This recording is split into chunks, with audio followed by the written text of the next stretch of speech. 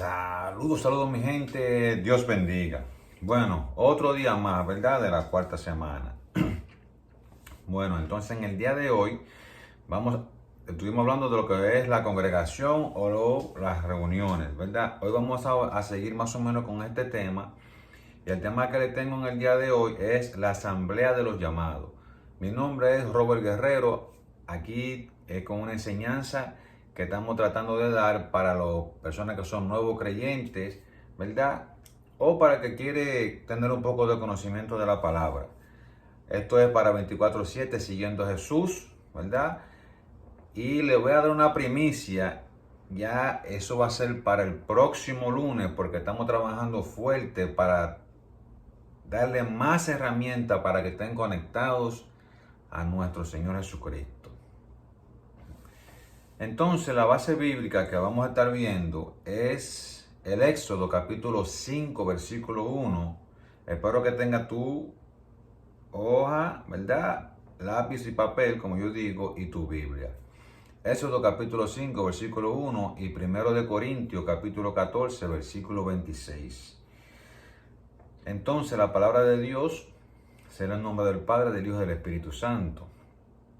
Después Moisés y Aarón, estoy leyendo Éxodo capítulo 5 versículo 1, entraron a la presencia de Faraón y le dijeron: Jehová, el Dios de Israel, dice así: deja ir a mi pueblo a celebrarme fiesta en el desierto. Y en Corintios 14:26 primero dice: ¿qué hay pues, hermanos? Cuando os reunís, cada uno de vosotros tiene salmo, tiene enseñanza, tiene revelación, tiene lengua, tiene interpretación. Hágase todo para edificación. Más o menos ahí, no sé la versión que tú estás leyendo, pero al final es más o menos lo mismo. Entonces, la asamblea de los llamados, le puse como tema. Entonces voy a leer un poquito. Voy buscando Mateo capítulo 16, versículo 18 y capítulo 18, versículo 17, ¿verdad? Para lo que voy a estar leyendo en esta primera parte. En la Biblia, la iglesia es primeramente llamada la asamblea. Eso lo vas a encontrar en Mateo. La palabra griega traducida a iglesia es eclesia, con doble K. La cual se compone de dos vocablos, ek, ¿verdad? Una E y una K, que significa tierra, y kaleo, con una K de kilómetro, que quiere decir llamada. Por tanto, de acuerdo, ¿verdad?, con el sentido literal de la palabra, iglesia es la asamblea de aquellos que Dios llama a apartarse del mundo. Entonces, cuando empezamos a reunirnos, ¿verdad? O cuando empecemos a reunirnos, yo digo, ¿verdad? El pueblo de Dios, nosotros los que somos el pueblo de Dios, en ninguna de las 50 capítulos de Génesis se narra que hubiera alguna reunión o asamblea. Escucha bien. Pero tan pronto llegamos al segundo libro, que es Éxodo, ¿verdad?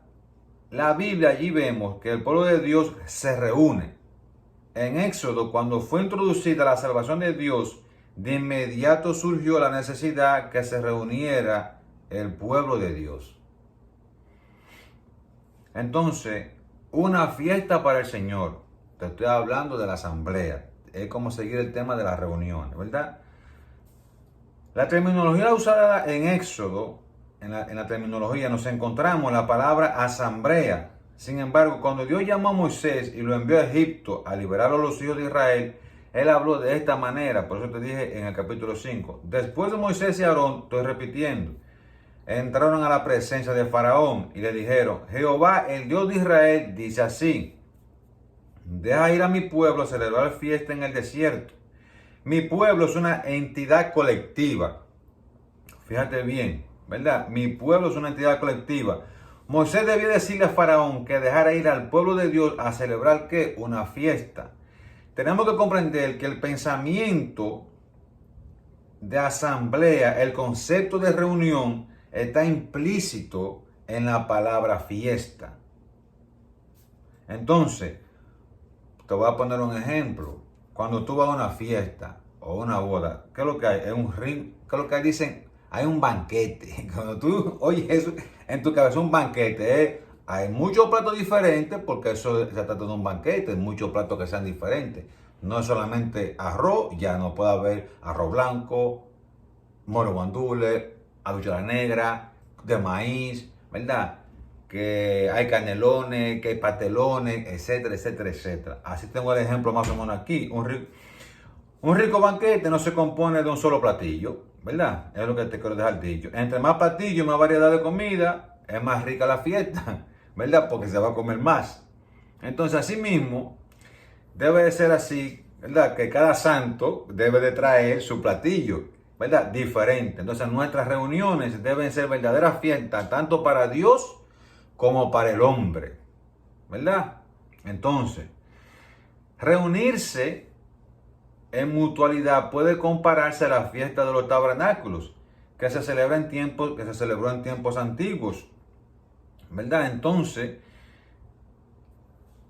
tengo aquí que el Señor o al Señor, para su disfrute y para mutua participación en comunión con el Señor, con unos y otros, debemos que hacer las cosas bien, o sea, dar la excelencia para el Señor.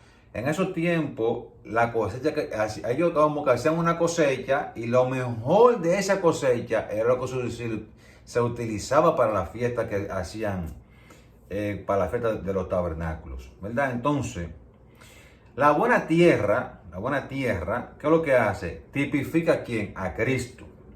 Hoy Cristo es la buena tierra para nosotros, así que debemos laborar en Él, ¿verdad?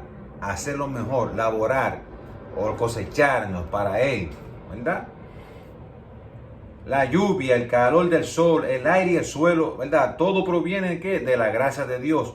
Pero necesitamos laborar y cultivar la tierra, sembrar la semilla y cuidar de la cosecha. Esto es cooperar con la gracia de Dios. Necesitamos orar y, por otro lado, hacerle frente a muchas otras cosas. Porque siempre tenemos que estar orando para estar en presencia de Dios, ¿verdad? Eso es como que usted va sembrando. Si usted no siembra en la palabra, usted, cuando usted vaya a hablar, ¿de qué usted va a hablar? Si usted no lee la palabra, ¿verdad? Entonces debemos aprender a confiar en el Señor, permanecer en Él, tener comunión con Él, tocarlo y permitir que Él nos toque. Y usted dirá, pero ¿cómo tocar al Señor? Estoy hablando aquí de la parte espiritual. Déjame ver si lo tengo escrito también aquí. Esta es una labor espiritual, exactamente, no una lucha humana, no es un esfuerzo humano, sino una coordinación espiritual con el Señor. Día tras día, todos debemos aprender a vivir de esta manera. Entonces conoceremos a Cristo, entonces conoceremos a Cristo de una manera práctica y le experimentaremos en nuestro espíritu. Porque si usted no practica, o sea, si usted no vive escudriñando esa escritura, vamos a estar en lo mismo. O sea, usted no va a poder hablar de la palabra. Por eso yo muchas veces exhorto a que la gente se reúna, ¿verdad? Un grupito, nos reunimos, vamos a hablar de la palabra. Y ahí vamos teniendo un poco de discernimiento, de ir entendiendo, porque quizá el punto de vista mío es diferente al tuyo, pero lo bueno de todo esto es que la interpretación está en la Biblia. Continuamos entonces aquí. Tengo aquí que en 1 Corintios 12:26 se nos dice que cuando nos reunamos, cada uno debe tener algo.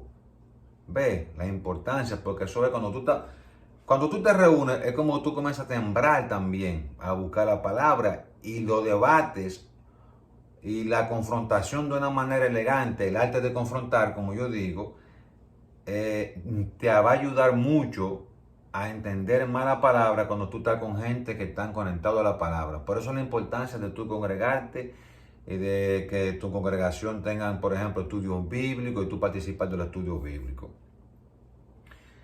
Entonces, ahora el Señor desea que entremos a la realidad plena de esta maravillosa vida de reunión. ¿Para qué? Es para eso, para estar conectado con personas que estén haciendo lo mismo que estamos haciendo nosotros.